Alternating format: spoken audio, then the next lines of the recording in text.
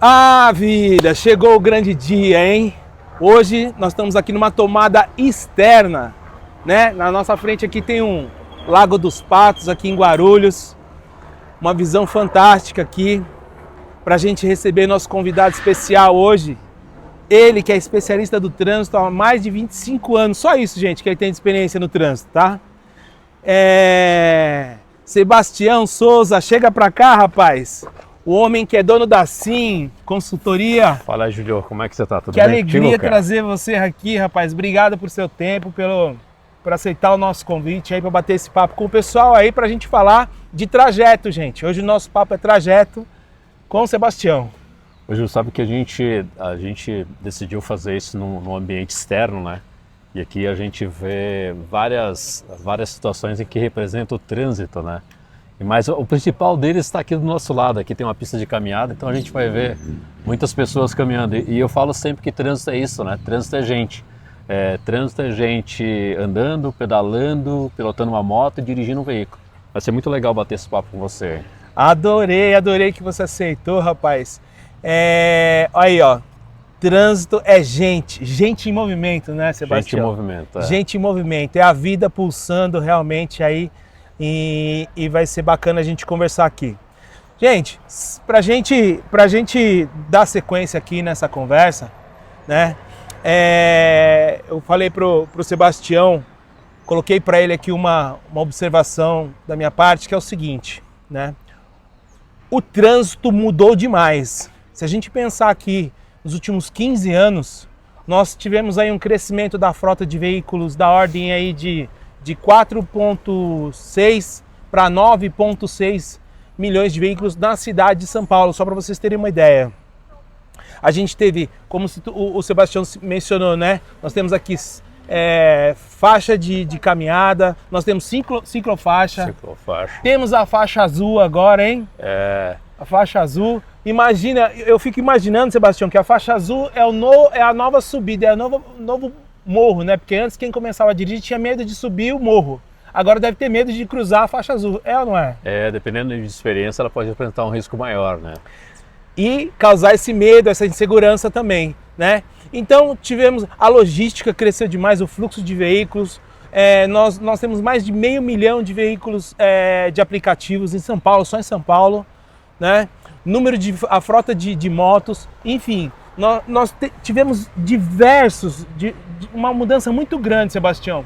E a gente sabe que tudo isso impacta no risco do trajeto do trabalhador. Como é que você vê essa mudança e como é que a gente pode desenvolver um comportamento seguro no trajeto também, Sebastião? Tá. Ô, Júlio, eu acho que a gente precisa olhar essa pergunta que você me fez aí, uma boa introdução que você fez. A gente precisa dividir ela em dois momentos, né? Primeiro, como é que a dinâmica do trânsito se altera. A gente acabou de falar que trânsito é gente, né? Perfeito. Trânsito é gente andando, pedalando, pilotando uma moto e dirigindo um veículo. Então, algo que eu vejo que é muito interessante pensar, eu gosto muito de uma pessoa David Duarte Lima, ele é um professor da UNB, e ele tem uma frase que eu acho muito legal. Ele diz que o trânsito é um reflexo direto do desenvolvimento de uma população. Então, já que trânsito é gente, a forma em que as interações acontecem na sociedade, ou o momento em que a sociedade está, vai interferir diretamente na qualidade e na dinâmica do trânsito. Então, vamos imaginar que eu estou num momento de boom econômico, ou seja, onde todo mundo tem acesso a compras de veículos. O número de veículos novos vai aumentar. No mesmo momento, eu tenho uma crise econômica mais profunda, pessoas têm menos dinheiro, menos acesso ao crédito, a frota média, a idade média dos veículos aumenta. Eu tenho pessoas, por exemplo, que estão no momento de pleno emprego à sociedade. Então as pessoas vão preferir trabalhar em empregos que garantam mais segurança para ela, como a CLT e etc. E quando eu tenho uma situação de desemprego ou de salários não tão atrativos, a pessoa vai para um emprego que já não tem tanta segurança e que ela torna-se dona do veículo dela e talvez a manutenção já não seja tão importante. Então essas nuances vão influenciando na forma de interação no ambiente e também vai influenciando na segurança ou não desse ambiente. Então é bastante importante a gente entender que o trânsito, né, a dinâmica trânsito, ela é influenciada pela dinâmica social e pela dinâmica social de interações. Exemplo, você vê que ligeiramente depois da pandemia, depois a gente ficou muito tempo, né, mais isolados um do outro. a nossa qualidade de convivência social alterou. E logo pós-pandemia, a gente começa a ver o número de acidentes aumentando, né? E talvez isso está ligado a nosso momento de reclusão, e quando a gente volta a dirigir, participar mais de sociedades, gera atritos que a gente estava acostumado a não ter porque ficava só em casa. Então o trânsito é um ambiente dinâmico com diversas nuances que vai se alterando, até porque trânsito é gente, como eu estava falando, né? E você chamou atenção muito bem, né? Na verdade, nunca é uma avaliação única. A gente teve isso diversas vezes nas nossas conversas. Sempre multifatorial, né, Sebastião?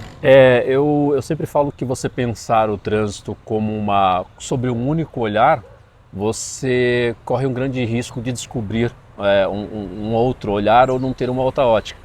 É mais ou menos, meu pai falava muito isso, né? Cobre a cabeça para descobrir os pés. Eu acho que tá. Essa é boa. Nossa avó falava muito isso. É isso mesmo. Mas como a gente está falando dessa questão do comportamento seguro, do trabalhador, do típico trabalhador brasileiro, né?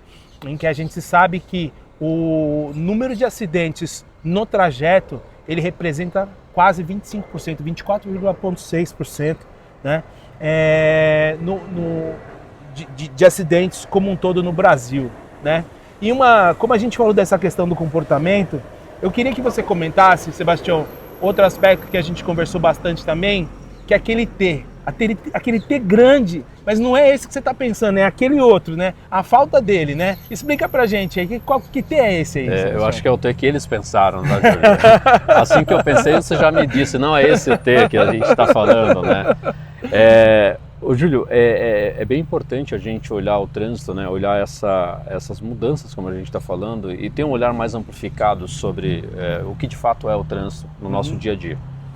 É importante ver que o aumento de veículos, ele necessariamente não vai significar um aumento de morte ou letalidade no trânsito. Certo. Né?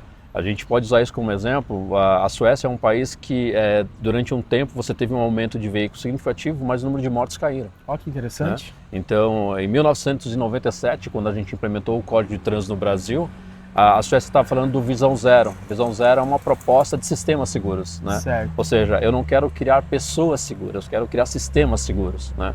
E algo bem interessante que eles colocaram nessa perspectiva é que o erro humano vai acontecer e as pessoas são frágeis. Então, o que o sistema precisa fazer para poder diminuir a consequência desses erros, né? Tendo rodovias mais seguras, tendo respostas a emergências mais eficientes, tendo veículos mais seguros. Então, pensar trânsito nesse contexto, pensar nessas mudanças é importante também para que a gente possa ter um trânsito seguro. Mas voltando à condição do trânsito do país, o aumento de frota, ela vai acontecer naturalmente, o acesso ao crédito, como a gente falou, ela vai acontecer porque as pessoas precisam trabalhar. Então, imagina que o número de pessoas em determinado momento do Brasil que foram demitidas e tiveram dificuldade de voltar ao mercado de trabalho e deixar de comprar uma moto para fazer a entrega. E é muito interessante, por exemplo, esse tipo de trabalhador, que dificilmente você vai encontrar uma pessoa que fala assim, eu vou comprar uma moto para fazer entregas de comidas ou de mercadorias e eu quero ficar 20 anos fazendo isso. Normalmente a entrada nesse mundo é como a falta de opção. E permanecer nesse mundo 10, 15, 20 anos, talvez continue sendo a falta de opção ou de uma outra forma de trabalhar. Então, se eu vou trabalhar num ambiente que eu escolho ele por falta de opção, então a minha entrega nesse ambiente tende a ser um pouco pior, né? E aí tem outras situações, né? Como é que as pessoas veem esse trabalhador, como é que as pessoas interagem com esse trabalhador também tem uma relevância bastante importante. E aí voltando, quando a gente fala esse aumento de frota, ele necessariamente não deve significar um aumento de acidentes ou de letalidade, certo, desde que a gente pense no trânsito como um sistema e não como erro em pessoas somente. Fantástico. Agora, você não contou pro pessoal qual que é o T que a gente está falando, eles estão curiosos. Pois é, né? E aí você vê que esse T que a gente falou, ele vai influenciar diretamente com relação ao momento da sociedade, né? Ou seja, o quanto a nossa tolerância ou quanto a nossa predisposição a entender que trânsito é gente, e em alguns momentos até admitir o erro de pessoas, né, pode fazer o trânsito ficar mais seguro. Eu costumo dizer bastante, né? Eu já viajei pelo Brasil inteiro falando sobre segurança no trânsito, e em qualquer lugar que eu vou, né, as pessoas sempre falam assim, pô, aqui ninguém dá certo. Né? Então você já ouviu isso? Eu já fui para cidades muito grandes, né, capitais no Brasil, já fui para cidades menores do país, e você falou assim, qual que é a coisa que mais te irrita no trânsito? E as pessoas falam, pô, as pessoas que não dão seta, né? E eu falei assim, vamos imaginar que eu tenha no Brasil somente motoristas que sempre ligam a seta, ou seja, o cara liga 100% das vezes a seta. É possível isso acontecer? É possível. Aí, não é possível, o cara que liga sempre assim. Não é, a gente está gravando. Não é, sabe por quê, Julio? Porque se eu partir do princípio que as pessoas sempre vão acertar 100% das vezes, eu estou partindo do princípio que as pessoas não erram. É verdade, nem esse cara que é cuidadoso, ele às vezes uma hora vai escapar. Uma hora ou outra escapa uma seta. Tá? Vai escapar. Mas vamos dizer, Julio, que eu sou um cara 100% cuidadoso e eu só esqueço de usar a seta uma vez a cada 24 horas dirigida. Não dirigindo 24 horas direto, mas digamos que em 24 horas que eu dirijo, eu esqueço a seta uma vez. Se eu esquecer a seta uma única vez em 24 horas dirigida, você me classificaria como um bom ou como um mau motorista? Não, como um bom motorista. Um bom motorista, ou seja... A vez que você não deu a seta não te define, né? Isso, e o que acontece é exatamente isso, ou seja, em 24 horas executando essa atividade de dirigir, que é uma atividade extremamente complexa, dinâmica, eu esqueci de desligar a seta uma vez. Eu sou um bom motorista, ou seja, percentualmente eu falhei, eu acertei 99,99% das vezes. Perfeito. Né? Só que imagine que eu tenha dirigindo hoje em São Paulo somente motoristas que sejam 99,99% eficientes. Ou seja, que só esquece uma seta a cada 24 horas. Certo. A frota circulante no Brasil hoje é de milhões de carros. Então, diariamente eu tenho milhões de pessoas sem dar seta. Ou seja, ao invés, a sua tolerância, em vários momentos, né? A sua tolerância expectativa no trânsito, ela vai ser melhorada a partir do momento que você diz o seguinte: bom, a pessoa não deu seta na minha frente, mas o que isso causou de problema para mim? Nenhum. Então, tudo bem, ele esqueceu, vida que segue. Mas a impressão que eu tenho é que toda vez que a gente está dirigindo, que a gente vê uma seta que não causa problema, a gente dá o mesmo peso para uma seta que causou um possível problema. Então eu falo que a tolerância talvez ela venha da situação de que o trânsito por si só não é o problema. O problema é a relação que você estabelece com ele. Então a sua tolerância ela tem muito mais a ver com a relação que você estabelece ao dirigir do que exatamente o ambiente. Um exemplo que eu gosto muito disso, Júlio, é que às vezes você está num congestionamento e você dirige bastante, né? E aí você para o carro num congestionamento e aí você olha para o seu lado, tem uma pessoa cantando uma música feliz, comemorando e tal. E aí você olha para o teu lado esquerdo, tem uma pessoa raivosa mordendo o volante. As duas pessoas estão no mesmo ambiente, sob as mesmas circunstâncias. E por que elas estão interagindo de forma diferente? É o contexto de cada uma, né? Ou seja, a forma em que ela interage com o ambiente, ou seja, a forma que elas interagem, o momento que elas estão e como elas veem o ambiente, faz a interação estando no dela, mesmo momento ali, no né? mesmo momento como faz a interação dela e muitas vezes a tolerância dela ser maior ou menor. Olha, a gente tem que gravar isso que o Sebastião está falando, gente. Então, só para deixar claro, é o T de tolerância que a gente está falando, que tem que ser bem grande, né? Porque isso aqui é uma aula, né? Essa questão a gente entender em qual momento que a gente está e em relação à condição que a gente vai enfrentar, a gente ter essa clareza, né? Das variações que podem acontecer. E se caso o cidadão na frente não dá seta, né? A gente tem que aprender a relevar esse tipo de situação. Acho que talvez seja essa a lição. Júlio, o que é importante eu deixar claro é que eu não estou dizendo que se todo mundo deixar dessa seta hoje é porque as pessoas elas podem errar, não é isso. Ou seja, dar seta é algo importante. Ou seja, eu falo que ligar a seta do carro é se comunicar com pessoas, é pedir licença, é dizer o seu trajeto. É a comunicação. Sinalizar, né? Sinalizar e tal, isso é extremamente importante. Isso. Mas a partir do pressuposto que todo mundo vai ligar a seta o tempo todo, vai te fazer ter mais estresse no trânsito. Né? Eu, por exemplo, eu falo isso porque a minha relação mudou com o trânsito, Júlio, a partir do momento que eu passei a entender que eu estou lidando com pessoas. Né? E pessoas erram, pessoas vão falhar em algum momento. Para você ter uma ideia, eu digo que quando eu comecei a trabalhar com segurança no trânsito, que alguém fazia algo de errado no trânsito, era muito comum eu pensar, nossa, que pessoa desinformada, né? Se fizesse tanto curso quanto eu fiz, né? Estaria melhor do que está fazendo, e etc e tal. E isso me estressava de alguma forma. Eu falo que teve vezes eu dirigindo meu carro durante a minha vida, que eu falei, pô, se eu tivesse um tanque de guerra aqui, eu passaria em cima dessa pessoa. Eu acho que muita gente já pensou isso. Lógico, né? É verdade. Só que um dado interessante, Júlio, a partir do momento que eu passei a entender, que eu aprendi isso, ou seja, que o trânsito por si só não é o problema é a relação que você estabelece com ele, eu passei a ver o trânsito de uma outra forma. Por exemplo, hoje quando eu estou dirigindo o meu carro, que eu vejo alguém fazendo algo de errado no trânsito, não dando seta, ou fazendo alguma coisa de errado, a tendência eu falo assim, nossa, como meu trabalho é importante, né? Olha, mais um cliente potencial. Ou seja, o problema mesmo, a minha relação com ele mudou. Mudou, perfeitamente. Mas ó, essa questão da seta que a gente está falando aqui, que acaba sendo um desvio, né? A gente acha, tratando como um desvio ou como um erro do outro, e a gente às vezes gosta de apontar um pouquinho mais. Eu queria chamar a atenção, Sebastião, por ponto que é o seguinte, né? Com todas essas mudanças que nós mencionamos aqui no trânsito, né?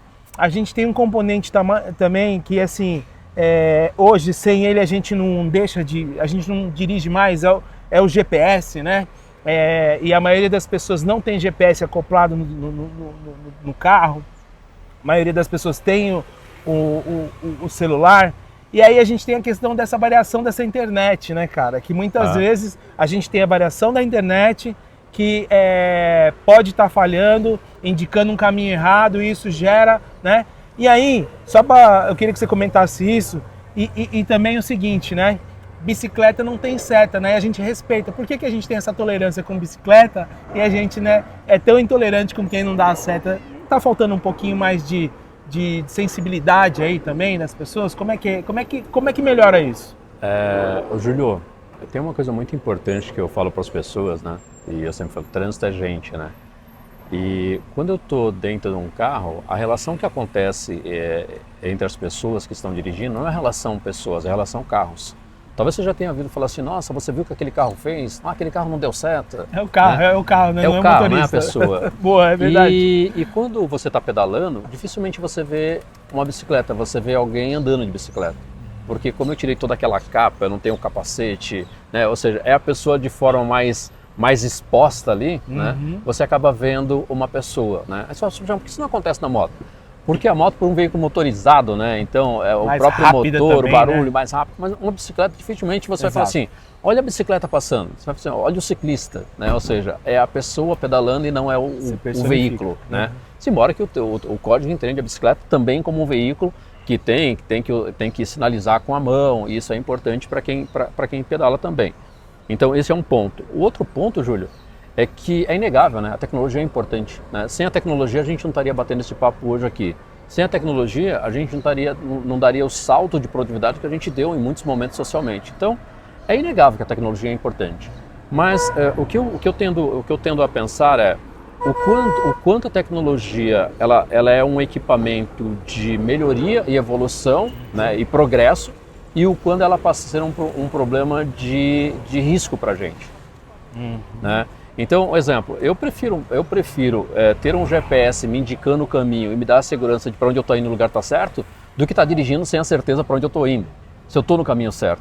Porque a angústia de não saber se eu estou no caminho certo pode interferir na minha forma de dirigir. Até porque geralmente a gente tem hora para chegar, né? Hora para chegar e tal. Então, o GPS é importante nisso, né? O GPS é importante para ele me dar. Eu falo que muitas vezes, Júlio, eu estou dirigindo meu carro, eu dirijo o Brasil inteiro, às vezes eu estou indo para um cliente, e aí eu estou dirigindo, eu peguei um congestionamento, e aí às vezes a voz do GPS aparece lá e me fala assim, ó, congestionamento de aproximadamente 7 minutos, mas você está no melhor trajeto. Parece que quando eu ouço o GPS me dizer que vai atrasar, mas eu estou no melhor trajeto, me dá um consolo, né? Tipo, então se eu sair daqui eu vou para coisa pior. Né? E isso é interessante, você usa muito o GPS. Todas as vezes que você tentou bater o GPS, de 10 vezes você fala assim, ó, eu vou por esse caminho porque o GPS informou que aquele que aquele era errado e eu não gostei. A chance de você ter se dado mal é gigantesca. Já aconteceu demais, já aconteceu comigo isso uma vez e foi emblemático. E aí eu falo assim, isso mostra que a tecnologia ela está no nível legal e de confiabilidade. Exato. Então você fala assim, eu faço muitas visitas, eu dirijo por muitas cidades, por exemplo. Eu não imagino um Uber hoje, uma pessoa que dirige um carro de aplicativo hoje, que dirige sem auxílio de GPS. Né? Mas, Sebastião, eu tenho uma amiga, assim, que ela é uma mulher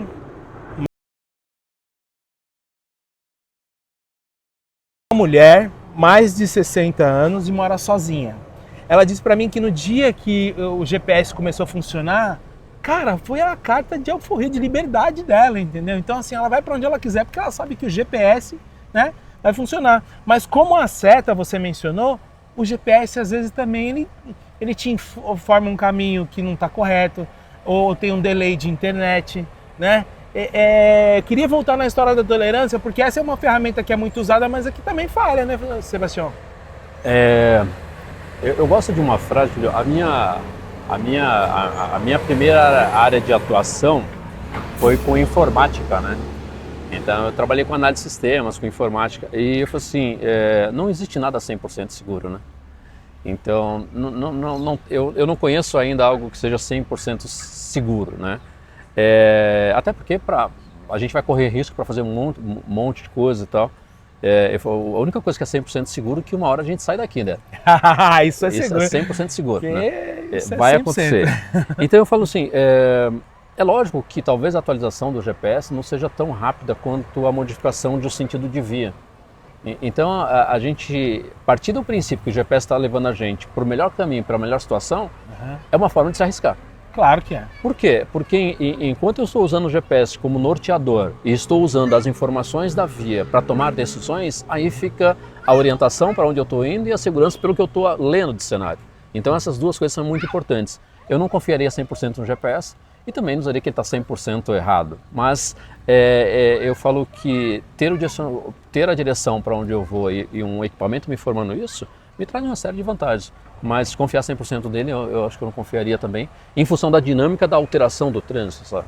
Mas essa tolerância que a gente está falando aqui, a gente tem que passar a considerar isso também, no momento em que o carro da frente ele pode estar com esse problema de sinal, ele pode estar com uma instrução incorreta, né? Às vezes ele pode até que caiu o GPS dele do lugar, entendeu?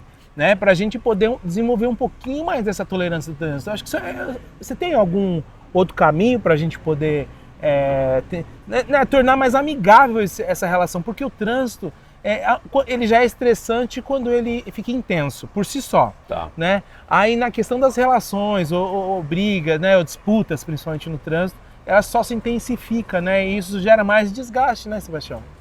Ô, Júlio, eu vou falar uma coisa que é uma situação que eu vivenciei, né? Eu dirijo muito, né? Então eu vou colecionando histórias, né? Eu fui atender um cliente na região de Jundiaí e aí esse cliente eu precisava fazer um retorno numa rotatória, né? Para voltar, para entrar na portaria, para chegar a esse cliente. Eu estava dirigindo meu carro e eu vi que tinha uma pessoa à minha frente que estava com um pouco de dificuldade para entrar na rotatória.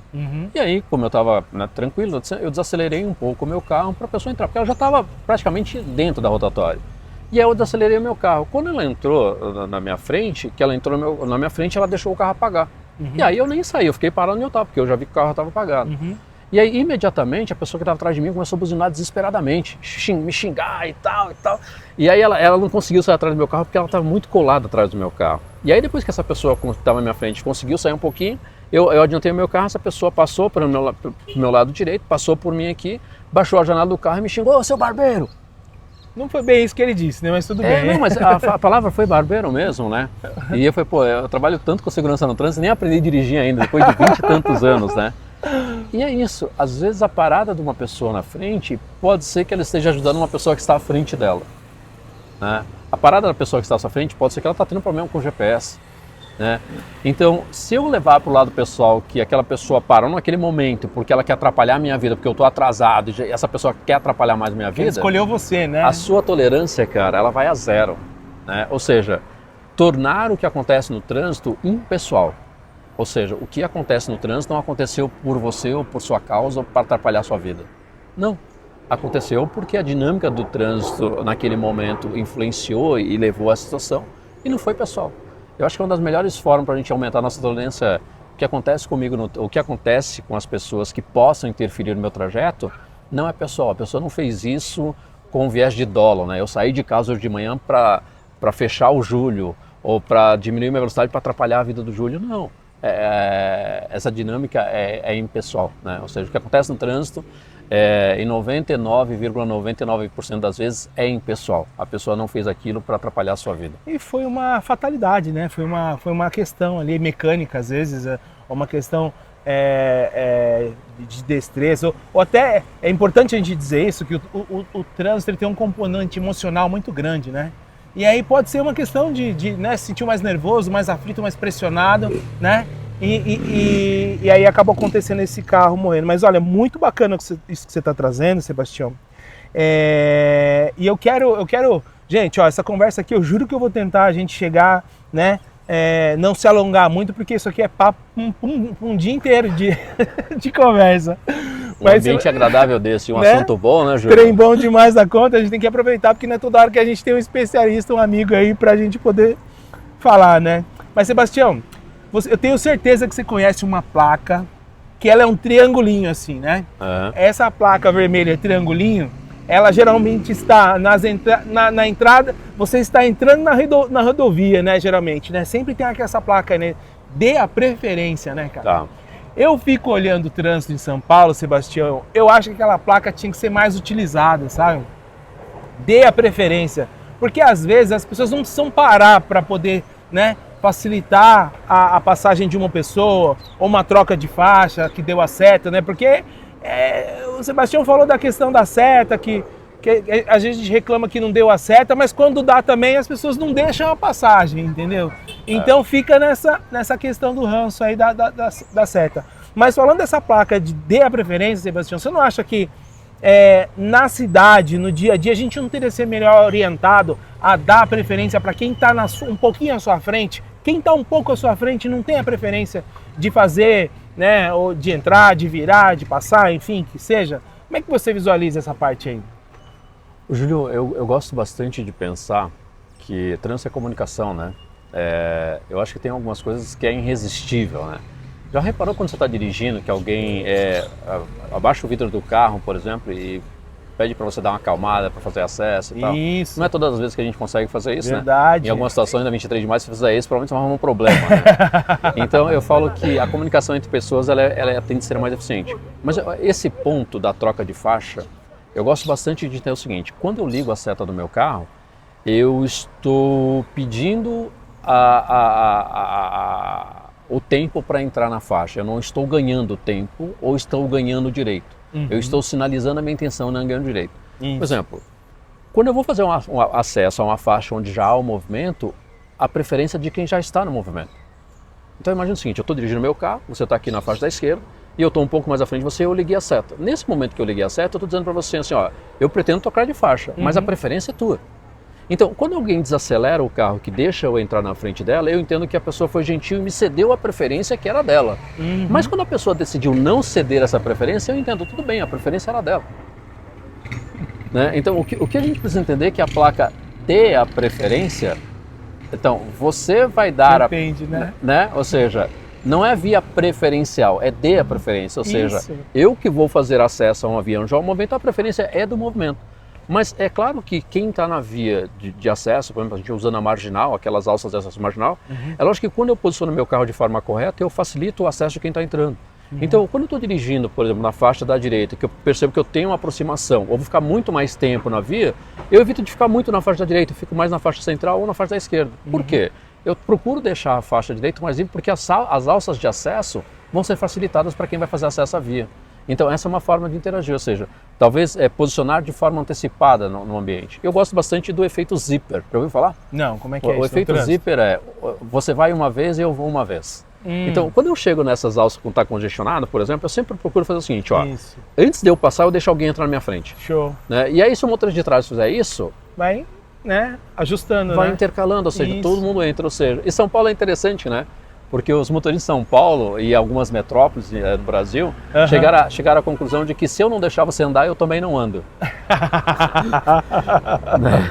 Então, isso é bom, porque vai chegar uma hora que se eu não deixar ninguém fazer acesso ao via onde eu estou, vai chegar uma hora que vai travar tudo. Exatamente. Né? Então, eu falo assim, a regra, em momentos de congestionamento é se eu não deixar você andar, eu também não vou andar. Então, quanto mais você andar, mais eu também ando. Então, isso é uma forma de gentileza e interação no trânsito. Vai trocando, né? Muito bom, muito bom. Bom, fantástica. Pegaram aí, né, gente? Realmente, essa troca, essa comunicação, essa dança, né? É uma dança que precisa acontecer para realmente o trânsito fluir com educação, com tranquilidade, né? Para que ninguém se machuque também. A gente falou também, Sebastião, de um componente chamado pressa, né? O componente chamado pressa, que acaba trazendo um risco maior de acidente, traz risco efetivo para a vida. O que você orienta? E aí eu gostaria que você, se você puder também, com a tua experiência, porque existe a questão de travessia de rua, que acaba gerando atropelamentos também, né? Exposição em vias aí. O que você poderia trazer para a gente relacionado a esse componente pressa? Júlio, a pressa traz ansiedade, né? Eu não conheço ninguém que esteja com pressa que não esteja ansioso, né? Ou seja, a pressa leva à ansiedade. Consequentemente, a ansiedade leva a maior velocidade. Ou seja, eu não conhecia até hoje ninguém que falou, pô, Sebastião, eu estava dirigindo outro dia, cara, ansioso, né? Porque eu estava com pressa, mas eu estava andando a 25 por hora. Eu não conheci ninguém que me falasse isso. Ou seja, automaticamente, quando eu estou ansioso, quando eu estou com pressa, que eu fico ansioso, eu aumento a velocidade. Isso. E quando eu aumento a velocidade, eu aumento o risco da letalidade em caso aconteça alguma coisa. Por exemplo, uma travessia de pedestre. Se eu tiver a 25 por hora ou a 45 por hora, vai fazer uma grande diferença no atropelamento, né? Numa área escolar, etc. E a chance de eu perceber a pessoa que está à minha frente atravessando uma rua, ou dando seta, ou trocando de faixa, ou interagindo comigo, também é menor. Porque automaticamente, quando eu estou com pressa, o meu foco e o meu pensamento está aonde eu preciso chegar e não onde eu estou. Então o meu risco tende a aumentar. Então talvez, e isso eu tenho usado com frequência em alguns momentos, Júlio, quando eu posso, é lógico que nem sempre dá para fazer isso, mas às vezes eu estou dirigindo e indo para um cliente. Eu percebo que eu vou me atrasar. Uma hora antes eu tenho uma noção de que eu vou chegar atrasado. Então eu já mando uma mensagem para o cliente e falo assim, é possível que eu chegue 20 minutos atrasado. Mas eu já avisei para essa pessoa uma hora antes. Ou seja, dá para ela reprogramar e pensar no que ela vai fazer. Se caso eu chegar 20 minutos antecipado, eu espero ela sem nenhum problema. Você viu que eu tô no caminho, que a gente alinhou essa conversa aqui. Você falou, não, Júlio, pode vir tranquilo, porque o horário tá certo. Exato, Júlio. Sabe por quê? Porque a pressa pode acontecer porque eu quero cumprir um horário que muitas vezes eu não consigo cumprir. E às vezes eu percebo que não vou conseguir cumprir uma hora antes. Pô, a gente tem a facilidade de mandar uma mensagem de texto, chegar uma mensagem de texto e falar assim, eu estou a caminho, mas eu tive um problema, vou chegar um pouquinho mais tarde, né? E eu posso fazer isso, estacionar o meu carro no local seguro para fazer isso, eu posso fazer isso antes de entrar no carro. Ou seja, talvez o problema não seja como dirigir de forma segura com pressa. Olha só, cara, olha só. Não existe isso, né? Olha só. O que a gente precisa fazer é o que eu preciso para atenuar a minha pressa para dirigir de forma segura. O que você precisa fazer para não ter pressa, né? É isso, sabe? Cara, olha só. Então, às vezes assim, acho que às vezes falta um pouco de reflexão, né? Um pouco de raciocínio mesmo, né? Porque se você, é que nem aquele tal negócio, porra, se você não está no horário, é porque realmente já aconteceram coisas que te colocaram naquela posição. Então, se aquilo causou, né, e vai causar um atraso, já é melhor você assumir que realmente você vai chegar um pouco atrasado para quem está te esperando, né, do que você querer tirar essa pressa no trânsito, que a gente sabe que você corra. Se você conseguir chegar lá e sem acidente, você ganha 2 minutos. Eu não gosto de dizer que 100 por tudo é 100%, tá, Júlio? Mas dificilmente o atraso é um fator surpresa. Nunca é, para quem se atrasa, nunca é um fator surpresa. Ainda mais que o GPS ele fala hoje, né? Tá aí, o GPS, você põe o caminho ali, ele já fala, já deu ruim. Se você pegar o teu trajeto um dia anterior e falar assim, eu quero sair do ponto A da cidade para ir para o ponto B da cidade, ele vai dizer assim, ele vai dar a curva de congestionamento naquele momento e falar assim, você vai esperar de tantas horas. E é muito interessante isso que você está falando, Sebastião, porque assim, eu já fiz isso, por exemplo, sei lá, 11 horas, 10 da noite, amanhã eu preciso ir para tal lugar, deixa eu ver quanto tempo eu gasto, né? Aí, 10 horas, 11 horas da noite aqui em São Paulo é uma história. Agora, você faz 6, 7 horas da manhã, é uma outra história. Ou seja, você tem que prever e conhecer o seu espaço, o seu ambiente onde você está. E você percebe que o próprio GPS, ele te dá essa informação, né? Eu falo que isso que você me falou, Júlio, eu resumo numa frase que eu digo assim, interagir com o trânsito da forma em que ele é, não da forma que você gostaria que ele fosse. A lição tá aí, interagir com o trânsito do jeito que ele é, não como ele gostaria que ele fosse, né? Mas principalmente, né, assumindo aquela condição, né, para que você chegue primeiro em segurança, sem pressa. Legal.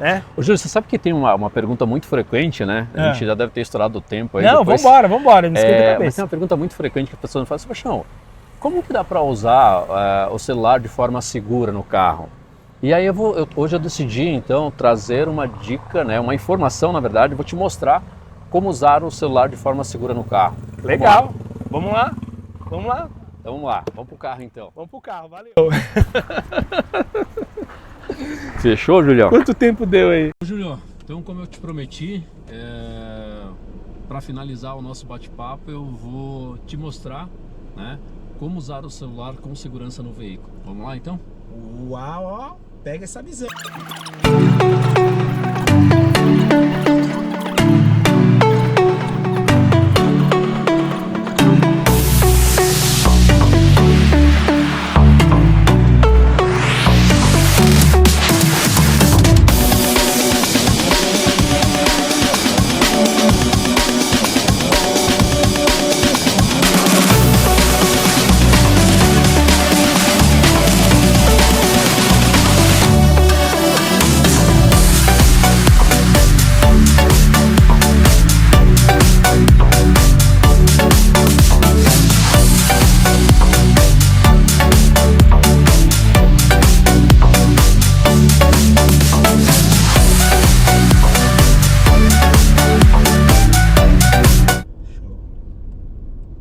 Então, Julio, como eu havia falado no nosso papo lá, vou te mostrar qual é a melhor forma de usar o celular de forma segura no carro. Certo. Até porque dirigir é uma atividade que demanda muito da nossa atenção e da nossa ação.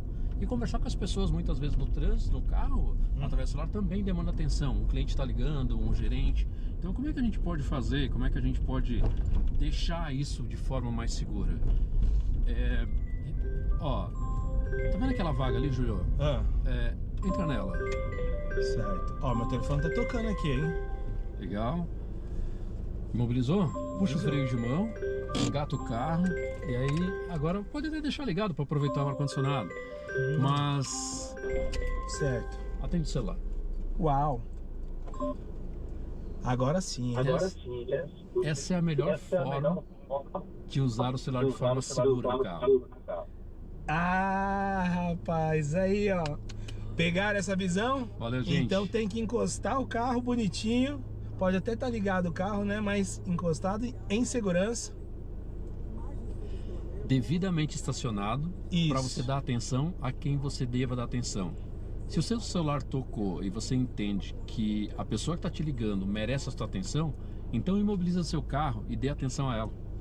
Muito bom, mesmo que seja no Viva Voz. Mesmo que seja no Viva Voz. Fantástico. E para finalizar aqui, gente, eu quero agradecer muito o Sebastião pela conversa e porque ele já corrigiu um posicionamento aqui da minha mão no volante, entendeu? Já me deu uma dica aqui, ganhei uma consultoria. Muito obrigado, meu parceiro. Valeu, Julião. Cara, e conta pro pessoal aí como é que o pessoal te acha, cara, porque é muito importante o trabalho que o Sebastião faz, tanto de consultoria quanto de treinamento também, ligado ao trânsito, né? Qual que são os setores ou os segmentos que você atende? Manda bala, rapaz. Eu trabalho com pessoas que dirigem, né? Então você me encontra bastante fácil no LinkedIn, Sebastião Souza no LinkedIn, /Sebastião Souza no LinkedIn, ou então no meu Instagram, né? Que tá lá o S Souza Sim, né? S Souza Sim. Souza com Z, né? Com Souza com Z. E aí entra lá que eu gosto de bater papo, então falar sobre segurança no trânsito é algo que me agrada bastante. Show, cara. Pô, obrigado mesmo pelo esse tempo aqui, pelas instruções e toda a generosidade que você trouxe nessa conversa aqui. Ouse Prevenir, 5 anos, muita experiência e o cara vai te levar um conteúdo muito relevante, principalmente falando sobre segurança psicológica.